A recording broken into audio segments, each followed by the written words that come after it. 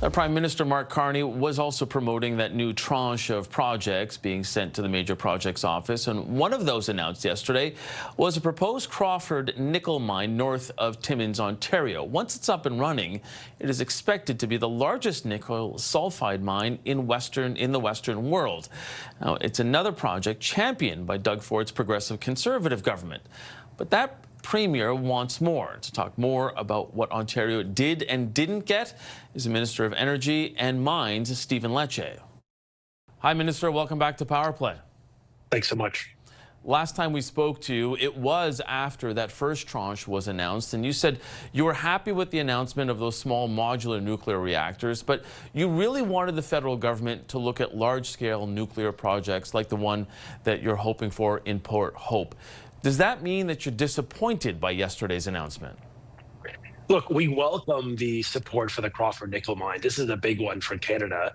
But look, on the nuclear, large-scale nuclear, our premier has been very clear to the feds. If we want to do nation building, you have to invest and support a $256 billion gain to the national GDP. I would say, maybe opposed to disappointment, it's that we believe that there's a path to get federal support on large-scale nuclear. I really do believe this, Mike. I think we've had back-channel discussions with them. So it may not be part of the major project office list, but if we can come up with maybe a different pathway or vehicle to deliver federal support, we care more about the result in the process. Right now, in Port Hope, we're looking at a 10,000 job gain to the national GDP using Canadian tech, Canadian resources, Canadian uranium. It's a no-brainer for the federal government. So I think, cautious optimism that we're moving in the right direction with the feds, but the fact that we got a major nickel deposit, the second largest on earth, supported by the feds is a really promising sign too.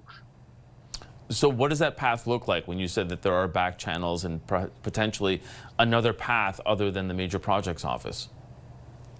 Well, look, the federal support doesn't have to manifest through the MPO. I mean, the province is already initiating this support. What we really want them to do is through the Canadian Nuclear Safety Commission and through the existing Natural Resources Canada ministry, using that vehicle to help drive this project forward.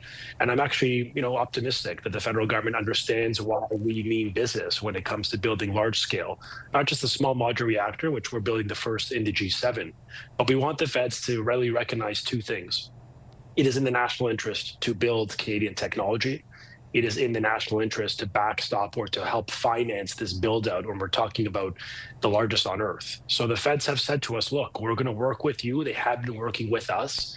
The measurement of success for the premier, I believe, is the outcome. And if the feds announce support for us in the coming months on this project, it's a really positive signal. But then what responsibility does your government take for not making a good enough case for the federal government to be moving forward with that project right now, or even on the list yesterday? Because we know that Premier Ford, as recently as Wednesday, had said that he was hoping to see that. He was accompanied by you just south of Ottawa, saying that they were hoping that that large-scale nuclear project would be on this list. Yeah, I feel very confident that the feds are going to support us on this. They've demonstrated, or at least they've communicated publicly, including in the announcement yesterday, that they want to bring forth a task force with Ontario to build out large-scale nuclear. That was part of the Prime Minister's announcement. That didn't happen in spite of. It happened because the Premier and the province have been really hawkish on this. You need to invest in large-scale nuclear. My point to you is, I think we're going to get there. It may not be through the MPO. It doesn't have to be on the major project list in order for it to be a project of national consequence. I actually think they're going to support us on this. The signals are positive. Yesterday, we got another ask on a major Crawford nickel mine approved from a regulatory perspective. That's a promising signal. The Chinese pretty much dominate the critical mineral space, particularly nickel.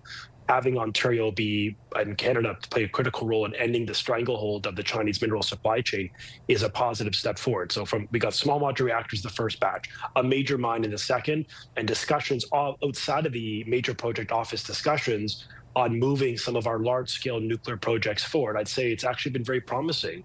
And look, the premier, he will be tough on the prime minister when he needs to be, and he's signaling to the feds. If they don't get to yes on large-scale nuclear, that is going to be a serious issue for Ontario. But I don't want to pretend like we're not having very positive, constructive discussions so far. So just to close the loop on this, how far away are you from possibly making an announcement that you are moving forward on it?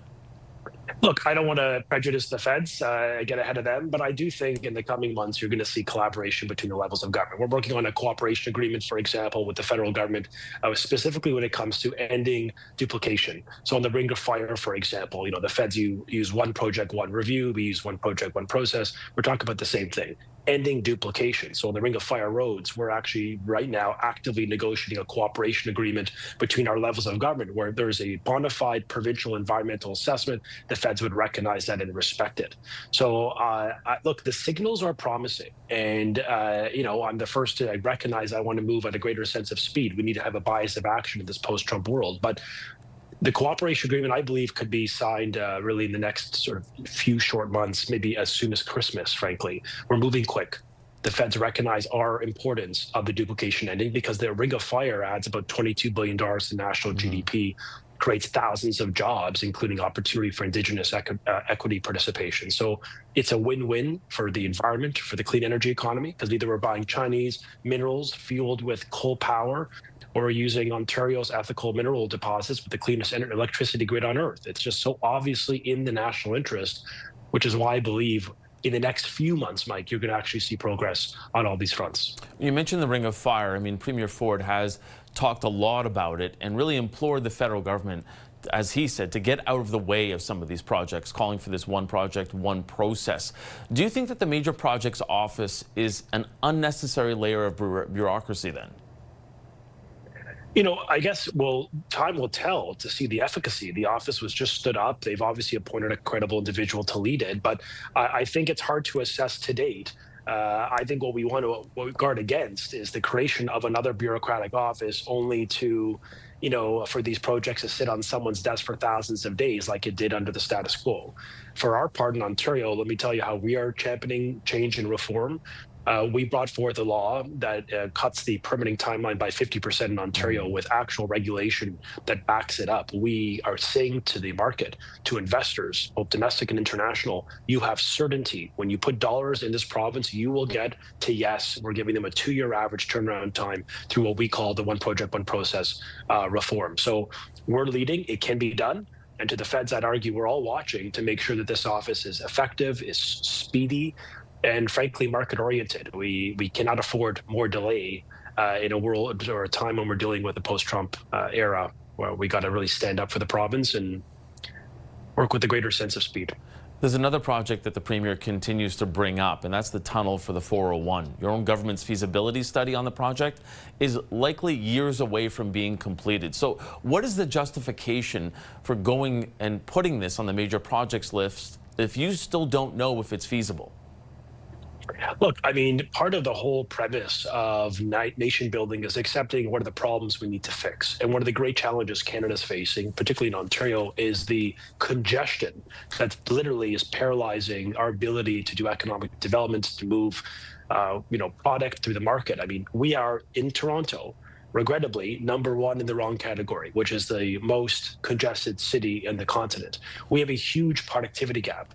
So it's in the national interest to, when you're talking about 50% of GDP in this province and Toronto being the hub of the economic world and for Canada and the TSX, look, the Premier's judgment is we need to find a way to reduce a long-standing problem, and we have to think outside the box. He's also the Premier that launched the largest subway expansion. Yeah, Minister, I take your point on that. I think that some people maybe in Newfoundland or in rural Saskatchewan might look at this and say, why should that project be given the green light when maybe it's more of a city planning problem or a provincial planning problem for not really building for the expansion that we've seen in the GTA? Look, I mean, I would argue it is in the national interest that we unlock the economic potential of our biggest and most consequential economic center in the country. Secondly, when it comes to the challenges of congestion, certainly all governments have a role to play, including the feds, for which immigration was increased massively and created real issues for housing, for congestion, for education, for hospitals across Canada. We all have a role to play. I would say maybe opposed to the finger pointing from my end, maybe a more practical solution is to say to Ontarians, opposed to trying the same things over and over in the incrementalism of the former governments of the past, we're looking at something big and something that is truly large in scope. It would be the largest tunnel of its kind in the country. They can tunnel under the English Strait.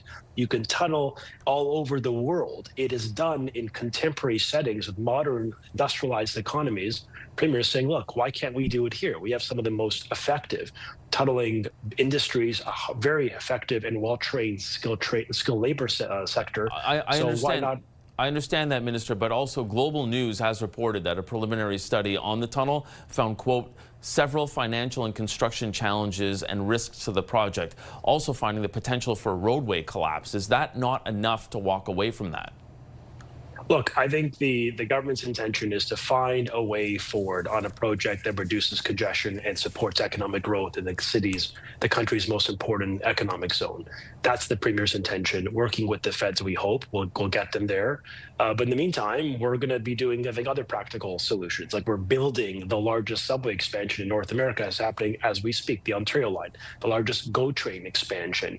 We're building the 413. I mean, look, we've been very, I think, aggressive in our posture on building for the future. And many of the forces who oppose the tunnel, oppose the 413, they oppose the subway line, always the same impression that, the status quo somehow is acceptable. The status quo of, to your point, ineffective planning of governments of the past have created a mess in Toronto. I mean, honestly, we are internationally known for congestion and traffic and gridlock. It hurts us all. It sets us back as individuals, quality of life and economic productivity. So the Premier is saying, let's be bold. Let's think outside the box. Let's reimagine our strong capacity and infrastructure capability and do something different that helps to move people east and west across the city corridor. It's still early days, Mike, but I mean, the Premier's definitely said he is very committed to this concept.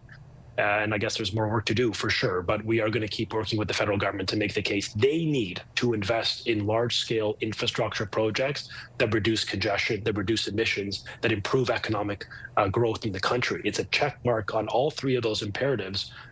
If we can do it here, then why not have the federal government signal support for a project that could be so consequential and create so many jobs? Okay, Minister, we're going to have to leave it there. The Minister of Energy and Mines, Stephen Lecce, appreciate you making the time today. Thanks so much.